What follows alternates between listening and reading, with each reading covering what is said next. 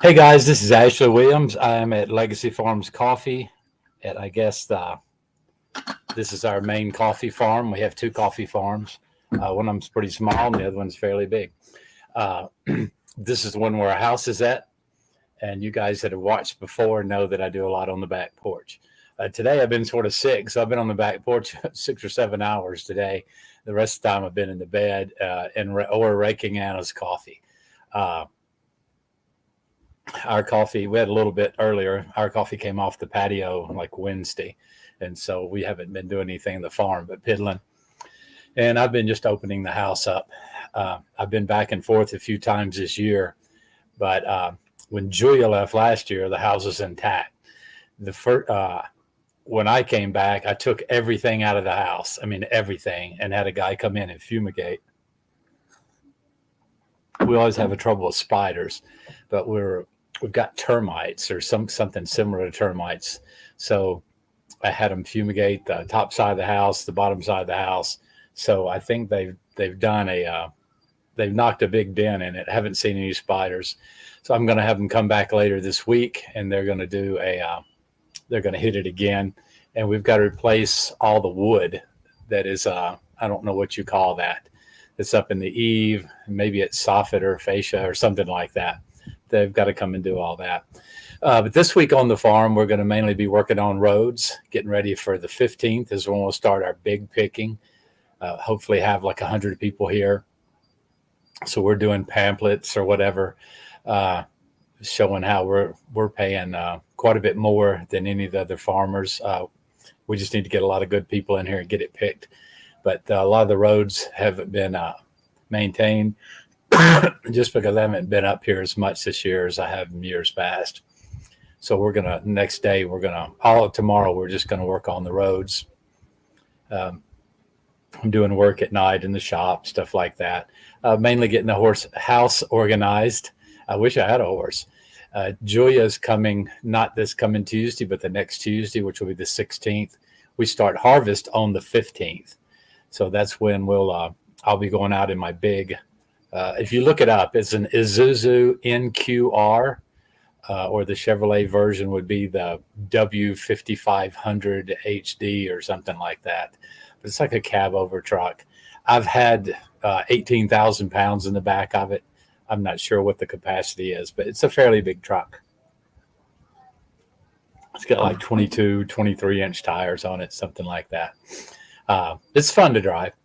But in the background, you can see the mountains and all this dark color that looks like sort of clouds.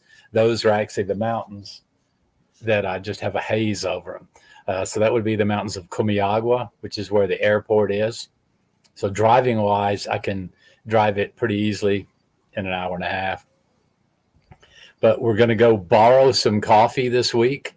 We're going to go to my friend Herbert's, and I'm going to borrow about 5, 6, 7, 8,000 pounds of coffee that's just fresh picked.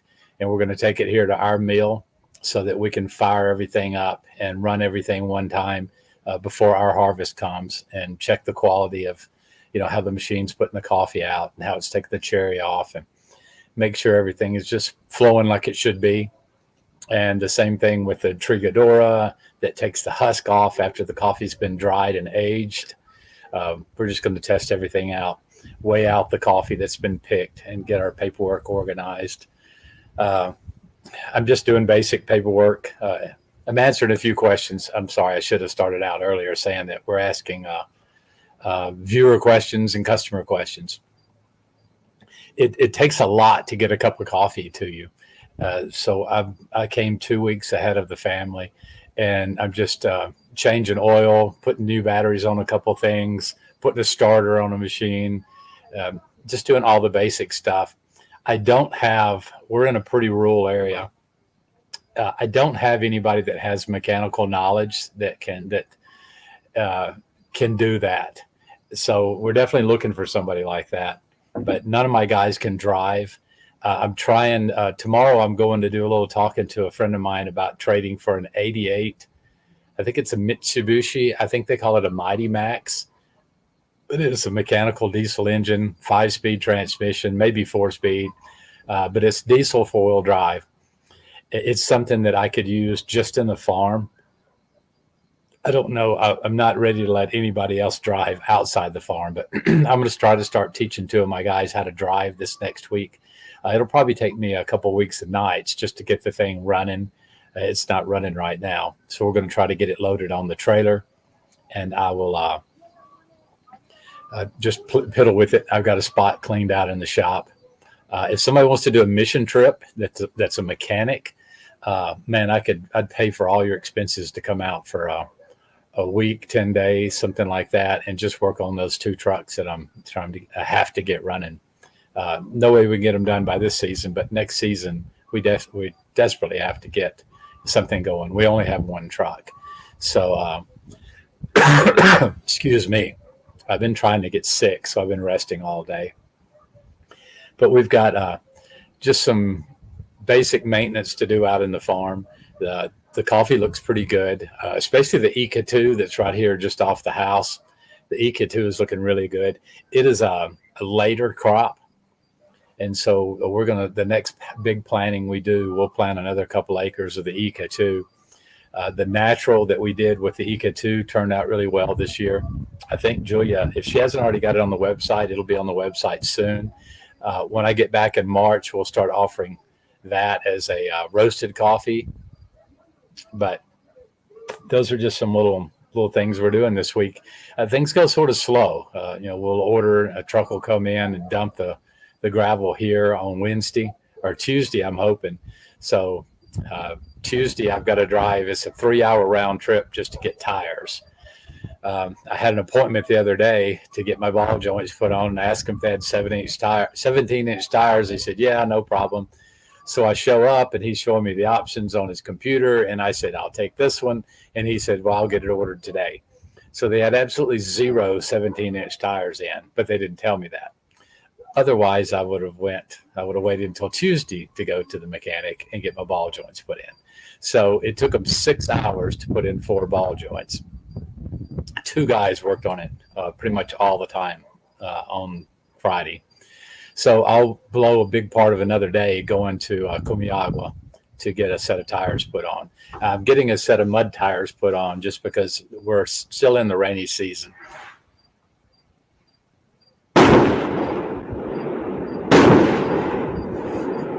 That was a bottle rocket. They have the most awesome bottle rockets here.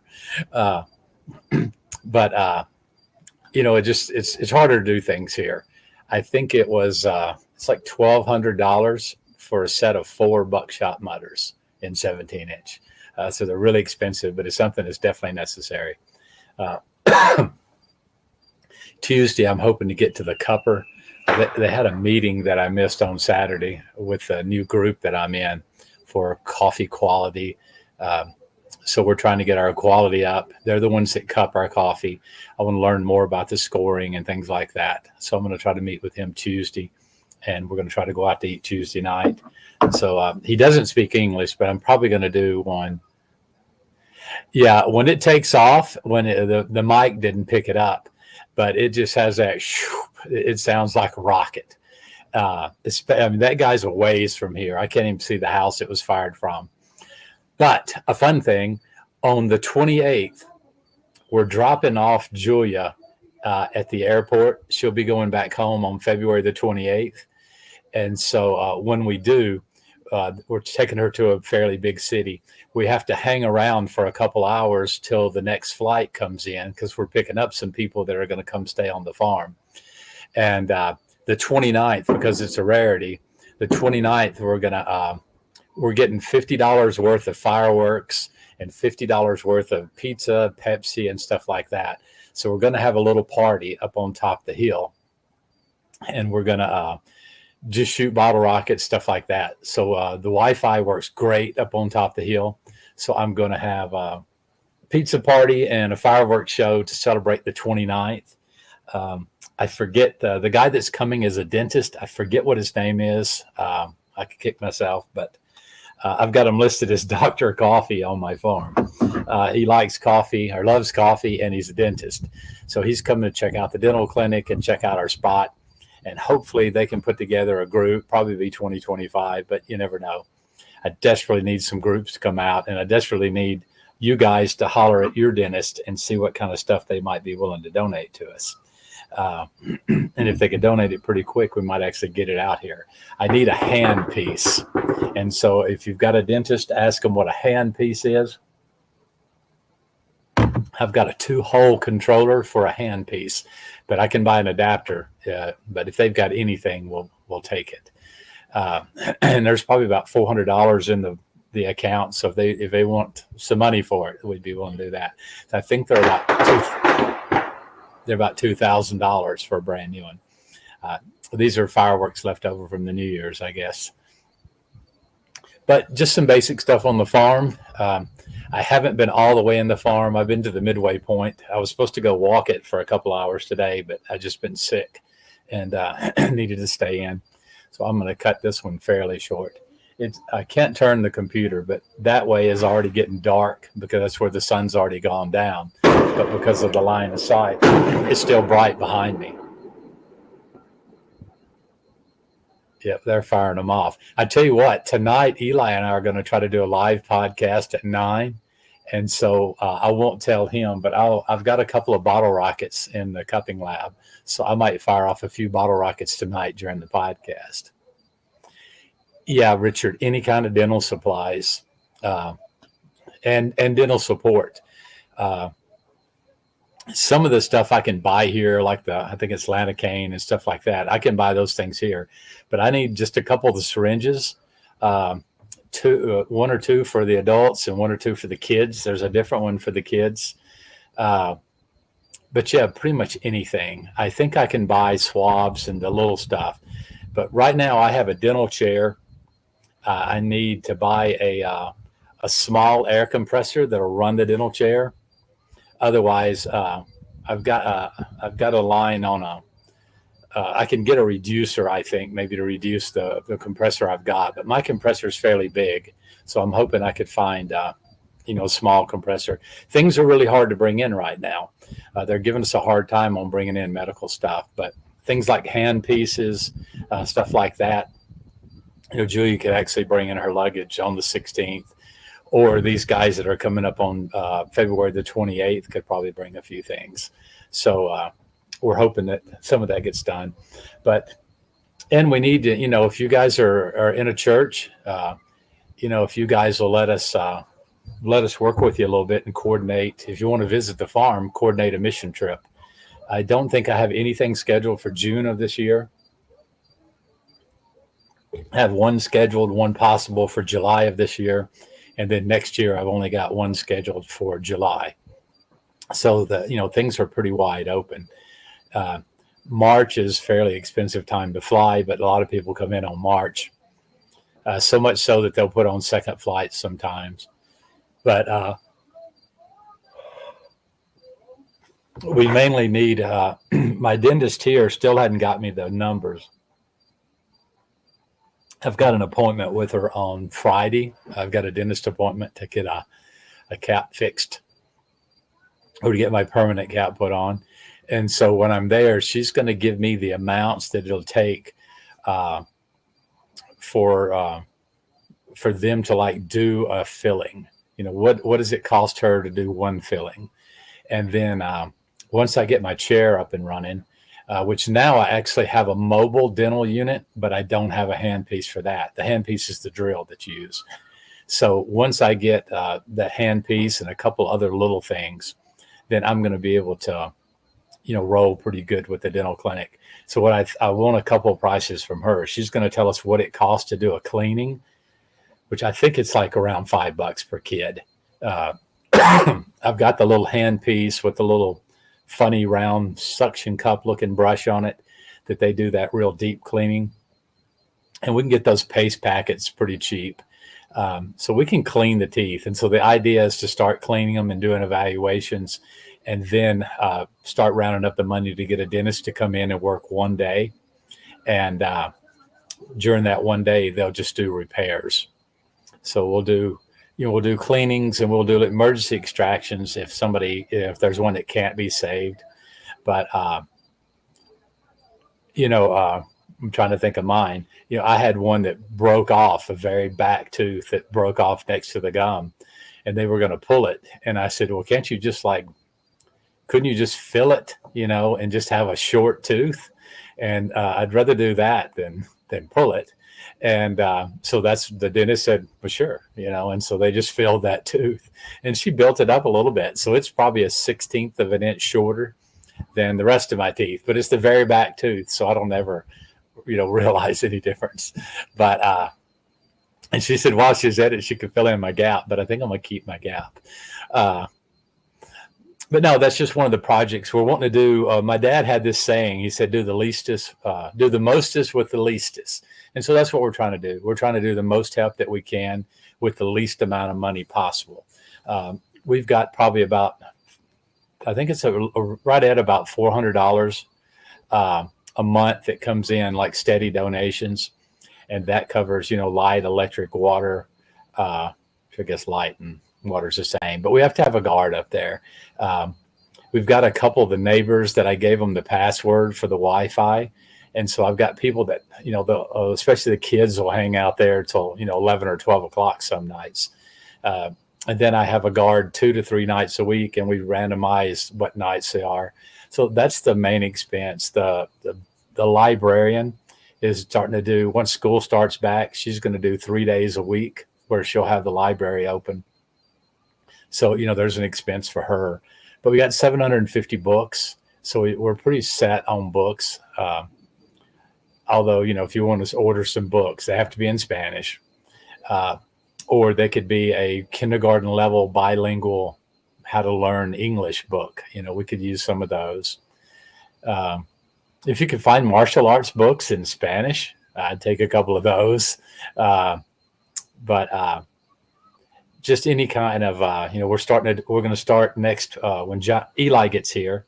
Jonathan, Eli, and Joey are all coming on the 16th. But when Eli gets here, we're going to start a self-defense class for young boys and for young girls.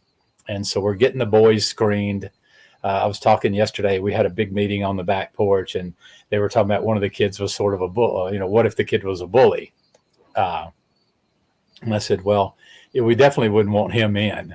I'm not going to teach a bully how to fight better. But, we're going to do like 6 kids. We're going to have a group of 6 girls and 6 boys. And they'll come the same night, but at different times. And then I'm going to let Eli, and then we'll either have Danny, which is our lady librarian, or maybe my wife, Julia, will come up there. We're going to have one of the moms or something, do the class with us. But we're going to teach a little bit of Hapkido that I know, and a little bit of basic self-defense. And then we're going to do a lot of preventative self-defense. And we're going to teach them how to use a couple of homemade weapons that are around, so they could carry something to defend themselves that would be not considered a weapon. You can pretty much use a lot of different things for a weapon. So we're going to try some things like that. But just doing what we can for the community. But a couple of the girls in one of our Taekwondo classes we did last year, a couple of the girls came up to me after class and asked if I could do just a girl self-defense. And so at the time, our administrator on the project, Midian, she and I worked together for a couple hours and went over some basics. And then she helped me teach the class, and she would do the hand-to-hand stuff with the girls. But then pretty soon, some of the dads didn't like their daughters learning how to fight. So they saw it as learning how to fight more than defend themselves. So I had a few guys go out and talk to a few people, and sort of hoping that we can change that attitude to where they know it's self-defense more so than fight.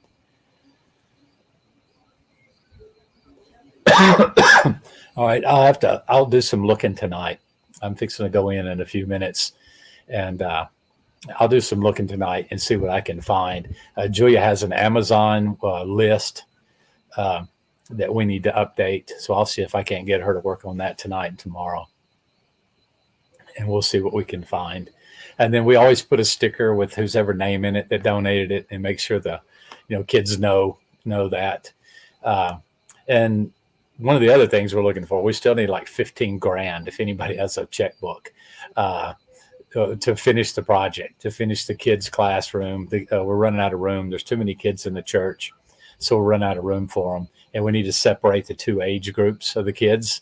And And so we need to finish building a Sunday school that we've got the foundation done. But we need to do a little Sunday school class, and it'll have a little bathroom in it, and it'll be able to hold about 30 kids. And we pack them in there pretty tight, but it'll be able to hold 30 kids. And that's what we need to finish right now. Yeah, I'm going to mix me up some vinegar and honey and get out of this cool wind. But man, it's been a nice day. The wind's been blowing, and it comes up the valley. It's sort of cold. You can start seeing the lights pop on behind me. So I love this time of night. I'll go in and make me a pot of coffee, and while I'm doing that, I'll eat me the piece of pizza from Tuesday. I think I have 2 slices left. I'll get out there and just I'm going to put on my stocking cap because my head is getting sort of cold. But I love watching when the sun goes down, and then those lights start popping on. Yeah, I can see thousands of lights. I don't know if you guys can or not, but all of this, let me see where my finger's at. All of this area right up here, those are just lights popping on, just thousands of front porch lights, I guess. You know, most people here in the little tiny houses will have one house inside and a front porch light. Their electric bill tends to be $2 to $3 or $4 a month. So it's pretty cheap, where ours it's socialist. So they raised ours and they started giving the poor people free light. Ours runs about $200 a month. And, but we have a few more things than the average house.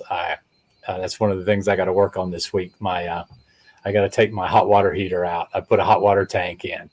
And so I've got to take it out, drain it, and flush it out really well. And do a little piping for the bathroom. Just, we do stuff here just like everybody else does at home.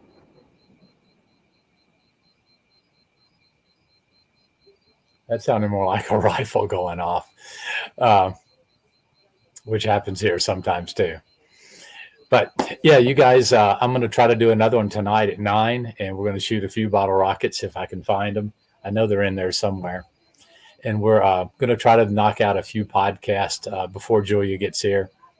She's bringing me my green screen so that I can set up a place in the house, and we'll start doing. I think all season I'm probably going to do 2 podcasts a week, but I desperately need questions. If you guys have any questions, we're going to try to I'm going to do a couple recorded podcasts. I've got an extender, and so I'm going to try to do a live podcast when they're picking close to the house. And so I've got 200 feet of extension cord. I'm going to run out into the farm with a Wi-Fi extender and see if how far I can get into the farm. And we're going to talk to a lot of the people probably around the 17th, 18th of January. And we're going to talk to a few people while they're out there picking and let you guys see some of the kids that are out there picking. School is out till mid-February for picking. So the kids all come to work with their parents, and a lot of them just hang out and play, but there's some that get out there and actually pick. So, and then I'm going to start doing a lot of videos.